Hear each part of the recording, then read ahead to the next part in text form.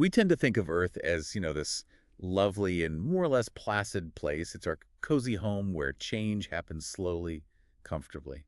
But that's a dangerous kind of complacency. If you look at the evidence that's preserved on our celestial neighbors, the truth is, it's far more violent. And we're really ripping the lid off that idea today. I'm reminded of that quote from the Greek writer Nikos Kazantzakis. The doors of heaven and hell are adjacent and identical. That quote is perfect. Yeah. It really frames our whole mission for this deep dive. We're looking at cosmic catastrophism, at planetary stability. Right. We have to understand the evidence that worlds, entire worlds, have been devastated. And our own solar system gives us these two incredible examples, side by side. Earth, our heaven. And Venus, our planetary hell. We're going to dissect the science that explains why one survived and the other, well, descended into total destruction. It really all comes down to a matter of timescale, doesn't it? The reason we feel so safe is because an event that seems completely unthinkable in our lifetime might be absolutely inevitable over 100 million years. Exactly. We have to zoom out. I mean, even in our own recent history, there have been these bizarre, catastrophic natural events that just shatter that idea of a permanently placid Earth. Okay, so let's unpack this.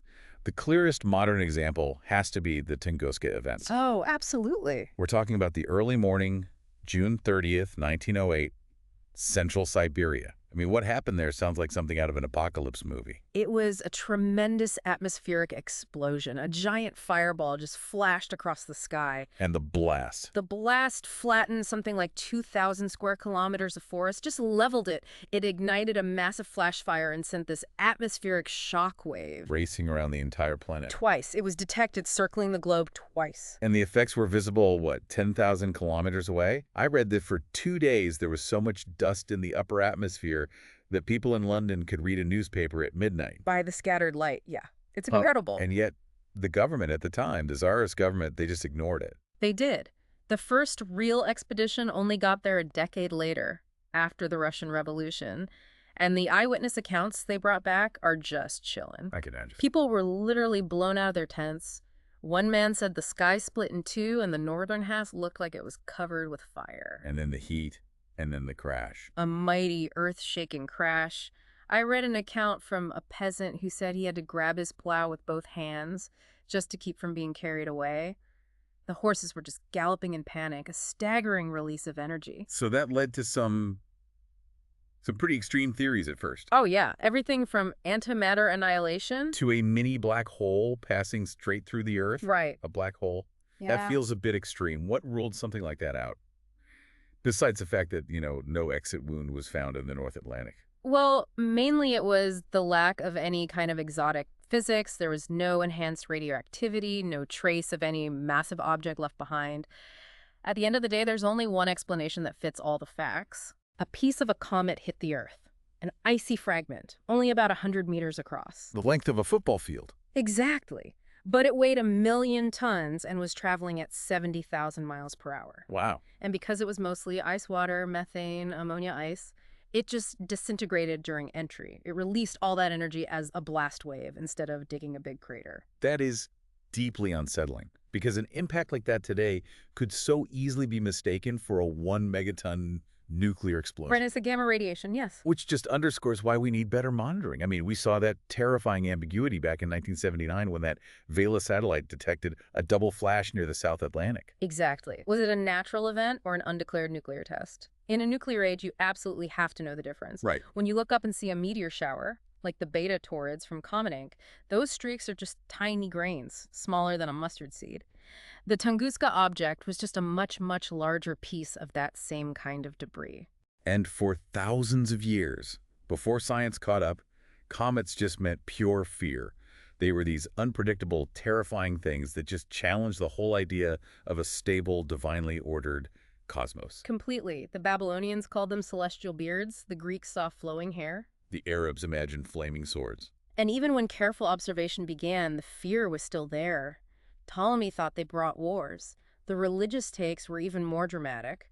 I love the one from 1578, a Lutheran bishop. Oh, what did you say? He argued a comet was simply the thick smoke of human sins, which would build up until it was ignited by the fiery anger of the supreme heavenly judge. The smoke of human sins. That's Ah, vivid. isn't it? And the history of Halley's Comet alone just traces this whole shift from superstition to science. We have records going back to 1057 BC in China. Its appearance in 66 AD is probably the source of the legend of the sword hanging over Jerusalem. And of course, 1066.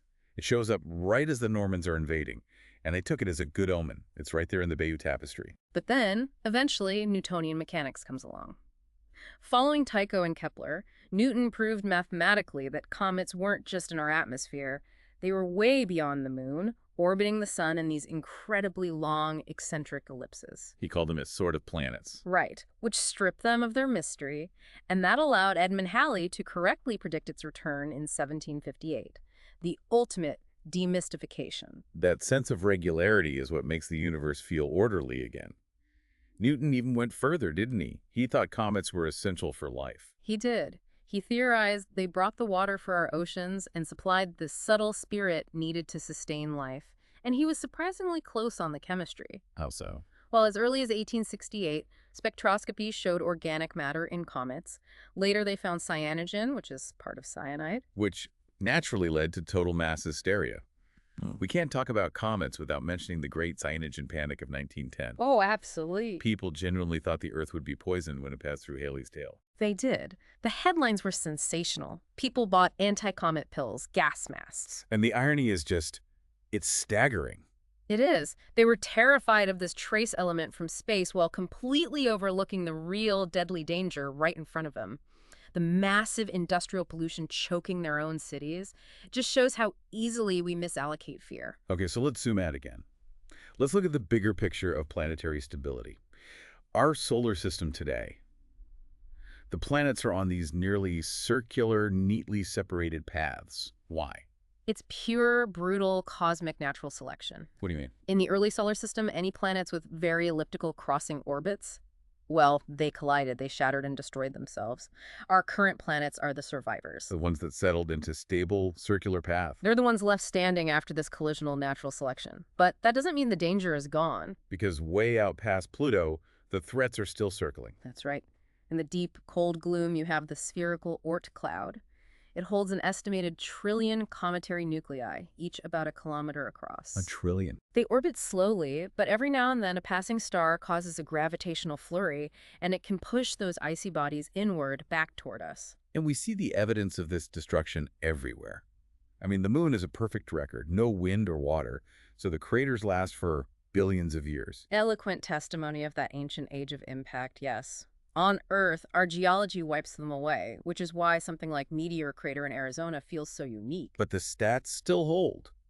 We should expect a kilometer-sized impact on Earth about once every 10,000 years. And we may have actually seen a major impact on the moon in historical times. Really? When? June 25th, 1178. There's a record from 5 British monks, written down by Gervase of Canterbury. They reported seeing the moon's upper horn split and a flaming torch sprang up. A flaming torch. And astronomers had calculated that a big impact at that time would produce a glowing dust cloud that matches what they described. Exactly. It's very likely that impact formed the crater we now call Giordano Bruno. And there's more evidence, right? It's not just the monk's story. 2 very compelling lines of evidence. First, Giordano Bruno has a very fresh-looking ray system. The streaks of powder. Right, a signature of a recent impact.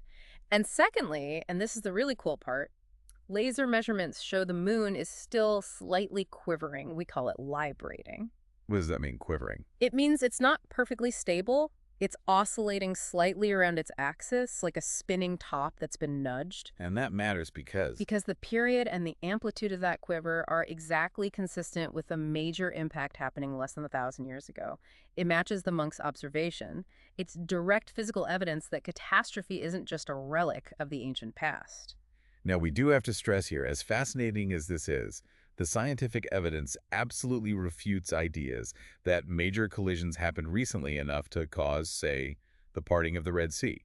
We're talking about the Velikovsky hypothesis here. That's a vital point. Velikovsky suggested Venus was a comet shot out of Jupiter only 3,500 years ago, and that it caused all these global calamities. But it just doesn't stand up to scrutiny. Not at all. Venus is rocky and hydrogen-poor.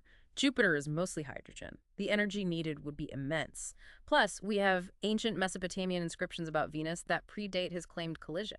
It's a great example of how science is a self-correcting enterprise. Let's pivot now to Venus itself, Earth's twin sister. So similar in mass, size, density, but it's permanently shrouded by clouds. When Galileo first looked at it in 1609, all he saw was an absolutely featureless disk. And that lack of features led to some pretty flawed reasoning. Classically flawed. No features meant total cloud cover. Clouds meant water.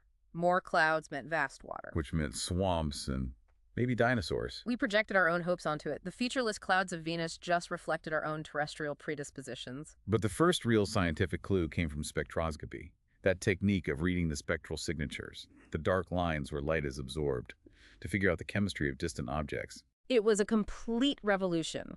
It immediately disproved the philosopher Auguste Comte, who famously said we'd never know what stars are made of, and it proved all the early speculation about Venus wrong. No deserts, no oil fields, certainly no seltzer oceans. The critical data came later, though, 1956, with radio astronomy. Right. That's when we detected the extreme intense heat coming from the planet. And then the spacecraft missions, the Soviet Venera probes, and Pioneer Venus, they confirmed the horrific truth. A broiling hot surface, 480 degrees Celsius, that's 900 Fahrenheit, and the pressure is 90 atmospheres. That's the pressure a kilometer deep in our ocean. Yeah. The high atmosphere is hellish enough, with winds at 220 miles per hour, and it's 96% carbon dioxide. The clouds themselves are concentrated sulfuric acid. So it literally rains acid. It does, constantly. But the drops evaporate long before they ever reach the searing hot surface. So what's driving this extreme, unlivable heat? Why did our twin sister become planetary hell? It's the ultimate example of a runaway greenhouse effect. Yeah, break that down for us. Well, sunlight passes through the clouds and it heats the surface. The hot surface then tries to radiate that heat back out into space, but it does so as invisible infrared radiation. And there's the trap. There's the trap. Carbon dioxide and water vapor are almost perfectly opaque to infrared. They act like a massive, kilometers-thick blanket trapping the heat. Since the heat can't escape, the temperature just keeps rising and rising. Venus is the ultimate cautionary tale. Earth's temperature is just right because we have a gentle greenhouse effect. A gentle one, yes. And while Earth actually has about the same amount of carbon dioxide as Venus, about 90 atmospheres worth ours is safely locked away in the crust, in limestone and other rocks. But Venus, just being a little bit closer to the sun, got just hot enough to trigger this runaway process. It started driving that CO2 out of the rocks and into the atmosphere. And once that process started, it was irreversible. which brings us directly to our world today. Human activity, burning fossil fuels, is dramatically increasing the CO2 in our atmosphere. We're intensifying our own greenhouse effect, and we're also adding sulfuric acid to our stratosphere. In some small ways, we're making Earth more Venus-like. But it's not that simple, is it? Because we're also pushing the planet in the other direction. That's what makes it so complex. Deforestation, grazing, they increase the ground's brightness, its albedo. That reflects more sunlight back to space. A contrary effect. A contrary effect that could potentially drive runaway cooling toward a global ice age, more like Mars. So what does this all mean? We are pushing the planet towards the fate of Venus and the fate of Mars at the same time. In serious and contradictory ways, we're pushing and pulling, and we're largely oblivious to the long-term consequences because the study of these complex global climate mechanisms is, frankly, poorly and grudgingly funded. The Earth is a tiny, fragile world that needs to be cherished. It really is. Our intelligence and our technology have given us the power to affect the climate. That's a new, decisive factor in planetary stability that never existed before us. The development of science on Earth. It was all spurred by our ability to see the cosmos, to look up at the stars, the planets, the comets. Think about it. Venus, permanently shrouded by clouds, would have had a purely theoretical astrophysics. They'd have never seen the universe beyond. We have the advantage of sight. We can look up and see the catastrophes of the past, and we can look next door and see the danger of a runaway neighbor. So the final question is, If this hard-won knowledge, if our vision of the universe isn't enough to spur us to protect our own incredibly fragile environment, then what purpose does our knowledge truly serve?